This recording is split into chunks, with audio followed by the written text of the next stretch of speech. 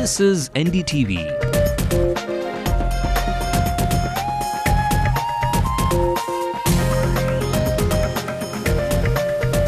And you're watching NDTV Hindu.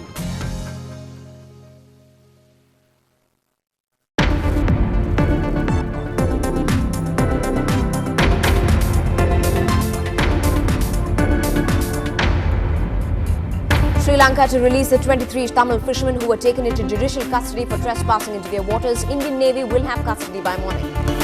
Madurai bench of the Madras High Court allows the CBI to appeal in the Dinakaran office attack case. CBI had delayed appeal by 118 days. Chennai continues to be a destination auto industry. Peugeot is the latest to set up a manufacturing unit in the city with a 4,000 crore rupee investment. Unrequited love has emerged as a cause for the young woman falling prey to a parcel bomb. Police nab a man who is suspected of plotting the heinous deed. Jaya Television's William Ravi Bernard is AIADMK's nominee for the Rajya Sabha. He joins the list of other journalists who were nominated to the House of Elders. And all is not well when it comes to our good old MTC buses, some rickety and some even posing a threat to our lives.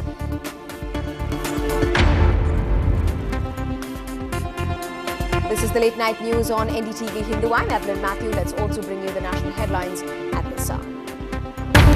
No objection to younger people taking over the party or the government, but for now I have a job to do, the Prime Minister tells editors. Anna Hazare wants Dr. Singh to convince the government on bringing the Prime Minister under the Lokpal. Anna meets Sonia Gandhi tomorrow. The BJP launches a scathing attack on the Prime Minister, asks him to explain the government's action against Baba Ramdev. Both sides claim the upper hand after Supreme Court orders Mamata Banerjee not to return Tata's Singur land to the farmers. No threat to India's clean waiver from the NSG, says the finance minister, adds America must honour its commitments. NATO helicopters and Kabul's hotel siege hours after Taliban militants stormed the Intercontinental Hotel and set it on fire. And Google now takes on Facebook with its own social networking service called the Google Plus.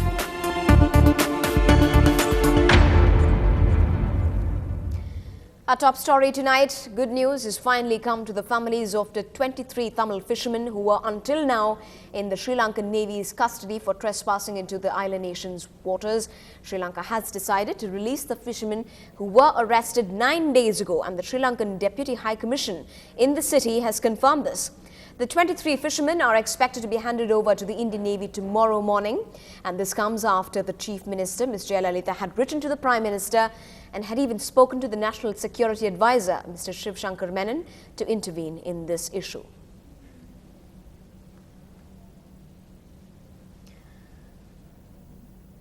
In other news making headlines, the Madurai bench of the Madras High Court has allowed the CBI to file an appeal in the Dinakaran newspaper office attack case. 3 workers of the Maran brothers-owned daily were burnt alive way back in 2007, allegedly by supporters of M.K. Aragiri after a survey report was published. All the 17 accused, including a deputy superintendent of police, were acquitted. The CBI had delayed the appeal by 118 days. This issue had even led to a family feud between the DMK chief and the Maran brothers then. And it was then that Dayanidhi Maran was forced to resign during his earlier innings as Union IT Minister. Now, sitting on the title of Detroit of India, wrestled away from the likes of Pune, Chennai is fast emerging as the go-to destination for auto manufacturing. With European auto majors making a beeline for the city, the French PSA Peugeot Citroën steps on the gas.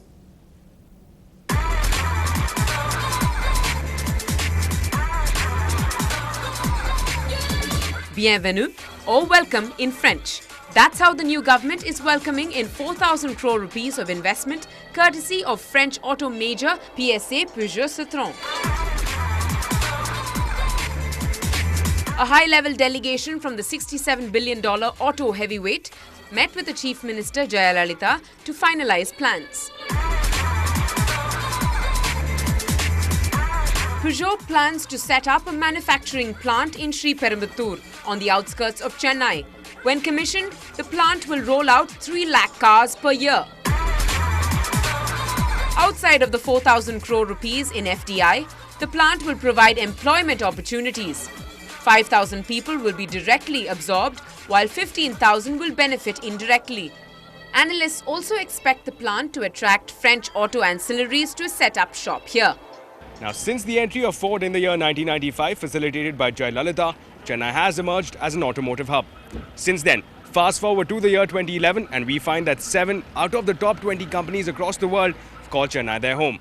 Now, experts warn that if this upward trajectory has to be maintained, power, labour and infrastructure support is critical. In Chennai, with Peer Mohammed, this is Ashmit Kumar for NDTV Hindu.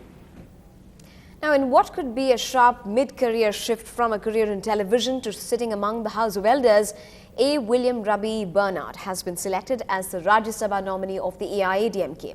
The Chief Minister, Ms. Jayalalitha, made this announcement today. Mr. Bernard is an anchor and a journalist associated with Jaya Television and has been with various media houses before even joining the AIADMK. He will be replacing Mr. K.V. Ramalingam, who's become the state's PWD minister. The election for the single seat of the Rajya Sabha has been scheduled for the 22nd of July. Now, sharing the same story but onto a different path entirely is another man who was also a journalist until 3 months ago, when he spent his day observing and analysing judgments and filing reports for a leading news daily. Today, he has traded his pen for the black robe. Mr. A. Subramani tells my colleague Janani Sampath that as an advocate of the Madras High Court, he gets to see the law from a different angle. 18 years ago, he tasted the power of the pen when he began working in a newspaper in Madurai. But by next year, he had enrolled at the Government Law College Madurai to know the nitty-gritty of the subject before embarking on a career as a legal correspondent. I became a journalist in '93 and joined this law course in '94. The intention was, as and when I become a legal correspondent, a law degree will be of some help. April the 15th, 2008 was a high point in his career as a journalist. The whole world woke up to his story on the secret meeting between Nalini and Priyanka Gandhi way back in March that year. A high-profile daughter meeting one closely associated with her father's assassination. Whole month, nobody in Tamil Nadu, nobody in India, no one knew the fact that she visited Vellore prison. As a hobby beat, I used to do prison stories also. Then I inquired, why should she, even at that time, we didn't know Nalini is there. Why should she go to prison? Then my sources told me, no, Nalini is there.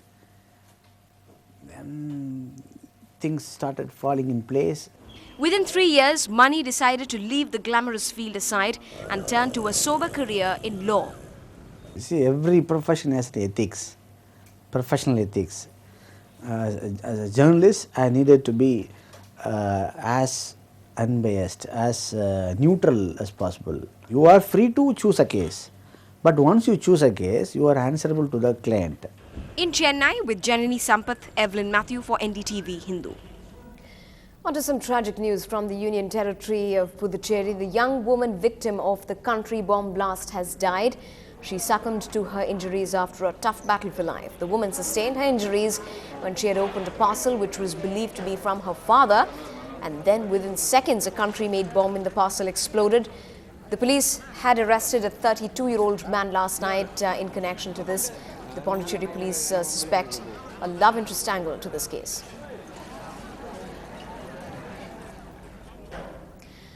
Up ahead on the bulletin is wiping off the dust and the rot from our grand old MTC buses, going to save us from the death on wheels that we ride every day. Find out when we come back.